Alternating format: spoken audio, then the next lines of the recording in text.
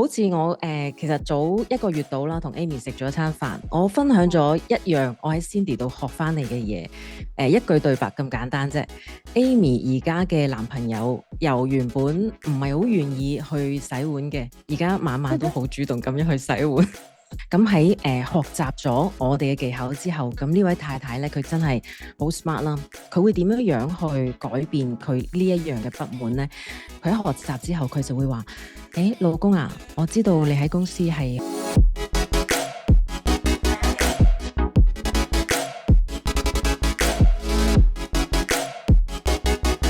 叫 Ladies 男女研究所。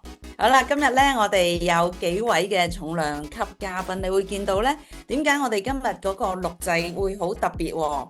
點解會好似係個 Zoom 嘅形式嘅？因為咧我哋有幾個嘅嚟自世界各地嘅專家去同大家分享。大家好，我係阿飛，咁我係嚟自英國倫敦啦，我係一位幸福關係導師。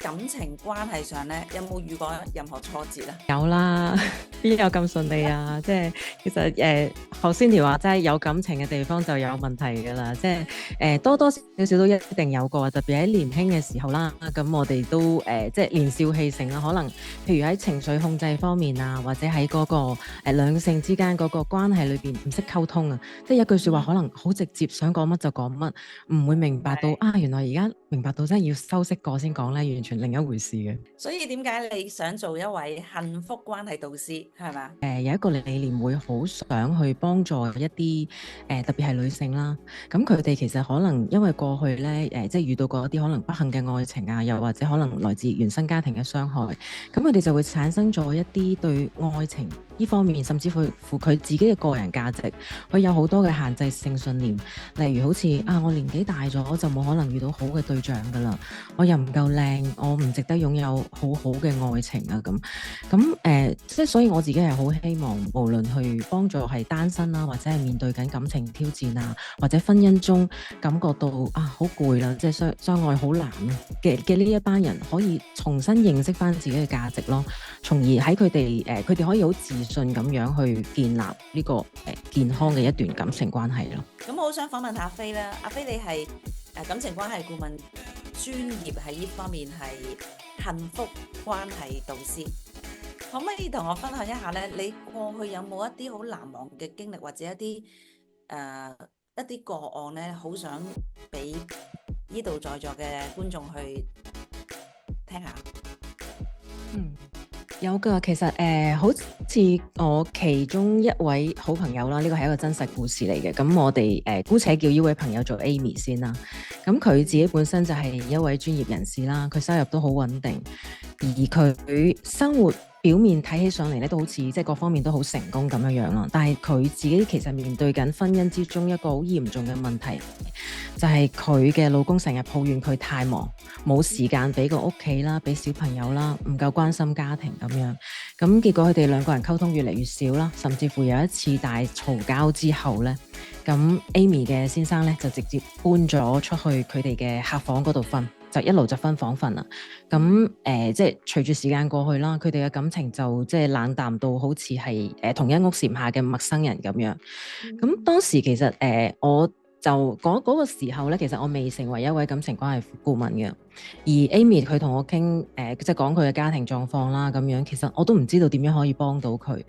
於是即係 Amy 佢只不過即係我只能夠俾一啲可能唔係咁啱嘅方法，佢建議佢做嗰啲嘢，但係而家睇返原來係好表面嘅，例如去勉強去安排一個假期啊，一齊出去食飯啊咁，但係最終其實都無補於事咯。始終佢哋好不幸地喺半年後 Amy 同佢先生離咗婚。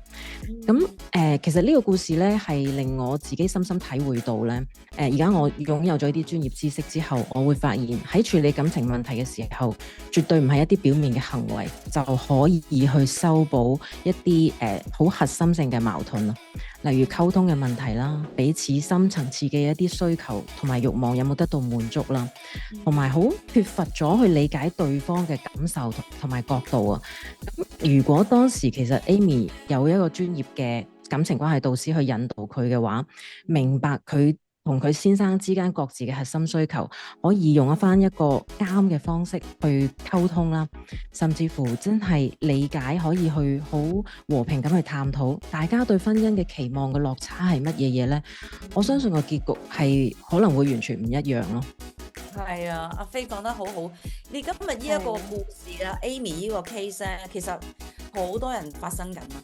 你會發覺其實佢哋唔係唔相愛嘅喎，佢哋其實互相都好珍惜頭家嘅喎。係咪有小朋友添喎？係咪？係。咁喺個太太心目中就諗啦，喂，我出去做嘢，我揾錢翻嚟，點解你仲要怪我話我冇時間陪你？係嘛？但喺個男人角度咧，佢點解咁嬲老婆咧？可能佢感覺到就係佢冇咗嗰種可以滿足到佢嗰種英雄感咧。我覺得好似俾你照顧翻我轉頭，或者你仲係高高在上，好有權威。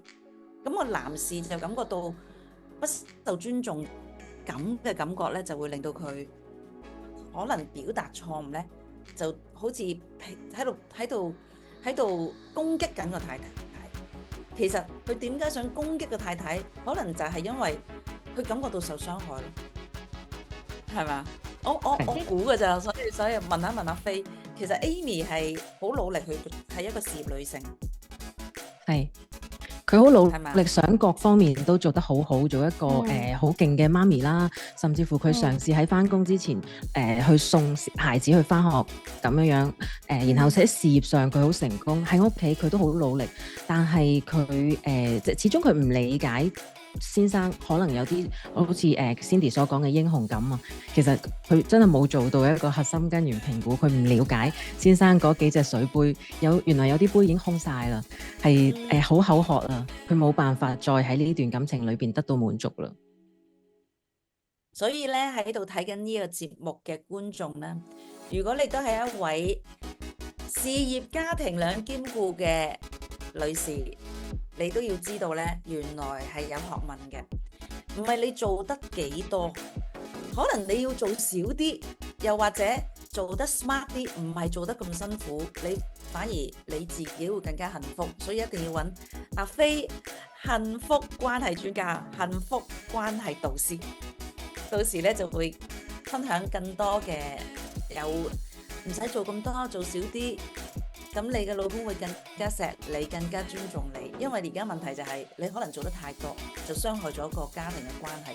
咁如果當日咧有阿飛可以早啲幫到阿 Amy， 阿飛如果當日有呢一個嘅技巧咧，就唔需要去到咁啦。好似我其實早一個月到啦，同 Amy 食咗一餐飯，我分享咗一樣我喺 Cindy 度學翻嚟嘅嘢，一句對白咁簡單啫。Amy 而家嘅男朋友由原本唔係好願意去洗碗嘅，而家晚晚都好主動咁樣去洗碗。好犀利，感染力技巧啊！陣間阿飛係咪可以同我哋觀眾玩個遊戲，或者分享下一個練習，俾翻呢個價值我哋而家睇嘅觀眾啊？咁呢啲咧，絕對都係真實嘅個案分享嚟嘅。咁譬如我哋喺一個呢一個場景一啦，第一個個案咧就係當案主嘅呢一位伴侶，佢成日都要加班，先生成日都要加班，咁就令到佢一個星期有7日都唔喺屋企食飯嘅。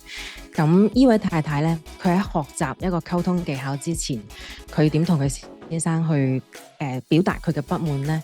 佢當時就係話：你係咪覺得個屋企唔再重要啦？成日都咁晏先翻嚟，連晚飯都唔係一齊食，你仲當唔當我同個仔係一家人呢？咁呢個係學習前嘅版本。阿飛，你已經好溫柔啦，你講得 OK， 唔夠我係咪啊？夠啦。OK， 我都有聽過呢啲啊，即係成日都講，捨得翻嚟啦咩？唔好翻啦！你當呢度酒店啊？係咪類似啲咁啊？Cindy 入戲好多喎，係咪曾經都試過？我成日都係咁，我成日都用以前唔識得表達，所以點解我哋即係我以前嘅婚姻咁失敗，或者好容易嗌交咧，就係用緊呢啲模式咯，單打暗示，用錯咗模式。咁呢個場景一，我諗好多女士都成日都用錯咗。係啊，真係好多人都會即係佢將佢自己感受佢嘅情緒，佢諗到乜嘢咪講出嚟咯。但係其實情緒真係解決唔到問題，只會製造問題嘅。咁喺學習咗我哋嘅技巧之後，咁呢位太太咧，佢真係好 smart 啦。佢會點樣去改變佢呢一樣嘅不滿呢？佢喺學習之後，佢就會話：老公啊，我知道你喺公司係好努力嘅，你嘅表現都好出色啦，你嘅老闆都好欣賞你。其實我好佩服你喺工作上面嘅投入㗎，同埋同時咧都好多謝你為呢個家庭嘅付出，你咁努力揾錢。不過有時候咧，你成個星期都 OT，仔仔都會問我點解爸爸成日都唔返屋企同我哋一齊食飯㗎。老公啊，你話咧，我哋會唔會可以一個星期至少揀返一晚啦？咁我哋一家人一齊食飯，等我同阿仔都可以多啲見到你，咁你哋咪有多啲時間相處咯？你覺得好唔好啊？咁大家覺得喺學習前同學習後，如果各位係嗰位先生，你哋嘅感受會係點樣啊？好多女士都未知道，其實阿飛講嗰個場景2咧係有心理學元素咁樣編排去講㗎喎。所以咧，好多人咧係需要，究竟點樣可以講得咁舒服嘅？根本我哋聽落都冇辦法去拒絕嘅，聽落都，都係 OK 啦。男人即刻 say yes 係咪？點解會令到個男士會咁容易 say yes 咧？係有心理學元素一路咁樣排落去講嘅。分享多一個場景啦，都係喺特別有孩子嘅家庭非常之常見嘅，就係先生同太太對孩子嘅教育方式嘅唔一致啊。咁當中嘅一位太太啦，都係真實案例嚟嘅。佢喺學習我哋嘅溝通技巧之前咧，太太想表達呢一種嘅不一致嘅時候，佢就同先生講：我嘗試惡啲先，今次你點？OK， 你點解成日都咁鬆懈㗎？仔仔成績咁差都唔理，你淨係識得俾佢玩。咁呢個係學習前啦，有冇進步少少啊 ，Cindy？ 有，係我哋學習緊，係我哋要識得有時要識得演戲，都要有少少即係參考下點樣演繹一句説話，演繹得好啲。好啦，咁當中嘅呢位案主啦，到佢學習咗我哋RSM 嘅溝通技巧之後，佢嘅一個重新演繹嘅方法係咁樣嘅喎。老公啊，我好欣賞你咧對仔仔嘅成長係放手嘅態度啊！佢喺你面前咧笑得真係好開心啊！呢點真係值得我去學習㗎。你咁尊重佢自己嘅興趣咧，我相信佢將來會更加有創造力同埋有自主性。我都佩服你。每一次都可以咁耐心同佢解釋咁多佢唔明白嘅問題啦，令阿仔有咁大嘅安全感。其實我諗咧，如果我哋可以一齊再商量下一啲方法，喺阿仔嘅學業上邊都俾多少少支援俾佢，可能會令阿仔將來嘅發展更加全面。老公你覺得咁樣好唔好啊？呢個就係學習咗我哋嘅方法之後嘅一個重新嘅演繹啦。大家又有咩諗法呢？好好啊，俾啲掌聲阿飛啊，好好啊，做得呢啲咧，其實好多女士都想學啊，因為男人聽到咧個心就冧晒，一定冇得 say no 啊。其實咧，除咗 script 啦，我呢一兩個 case 咧，我去即係幫助我哋嘅呢位 client 啦，去提升佢哋嘅一個溝通技巧裏邊，其實係用咗3至4種 Cindy 裏 RSM 裏邊嘅方法，我哋去 cross over 嘅，即係透露少少啦，包括海豚訓練法啦、5乘1法則，我哋語言剛才阿 Eureka 分享嘅關係分歧原因啦，以及我哋語言嘅力量。我哋即係講一句説話，唔係我哋講乜嘢啊嘛，唔單止單係我哋講乜嘢，仲有我哋嘅 body language， 我哋嘅眼神、聲線，其實都好大嘅影響力同埋感染力。咁呢啲呢，我哋都係通過即係有一個專業嘅感情關係顧問帶住你去多啲練習，甚至乎1對1喺個 coaching 度去指正，叫你去嘗試，同你去做 role play， 等佢哋直情將呢一個講話嘅呢一種嘅技巧呢，變成一個 second nature， 好自然，諗都唔使諗，我就變成咁樣講嘢啦。呢一個係非常有價值，喺人生裏邊，每日都要人與人之間溝通。